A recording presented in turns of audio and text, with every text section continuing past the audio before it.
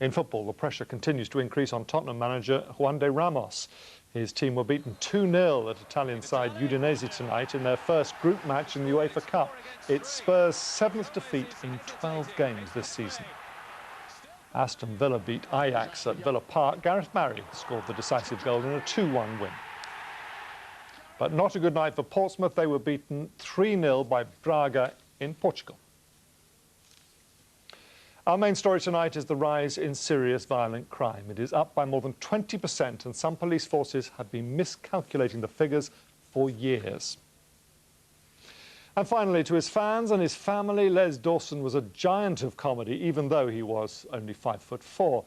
Tonight, a statue of him was unveiled by his widow, Tracy. He'll be best remembered for taking the mickey out of mother-in-laws and mangling classical piano pieces. Stephen Douglas was at the ceremony in Lytham St Anne's in Lancashire.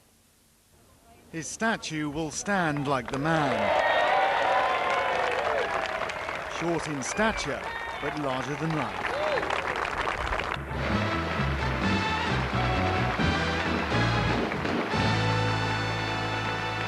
Les Dawson was a comedian whose television career spanned a quarter of a century. I must confess that I never expected to hear prolonged bursts of enthusiastic applause when my name was announced. I wasn't far wrong either. Often thriving on the politically incorrect, he was the king of the mother-in-law gag.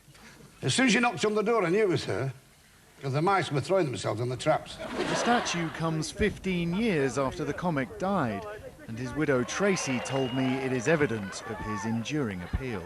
It's just a great honour that Les has been recognised in this way. And what do you think of the likeness?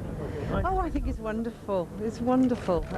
You know, I think it's got the twinkle in the eye and the smile, and just perfect. And what do you think Les would say if he could see it? He'd be absolutely gobsmacked. He wouldn't believe it. He'd think it's wonderful. He was quite a modest man. I think he'd be very honoured to have been, you know, recognised in this way. From quiz show Blankety Blank to his famous housewife sketches, Les Dawson was a comic for all occasions. This is girl talk, really.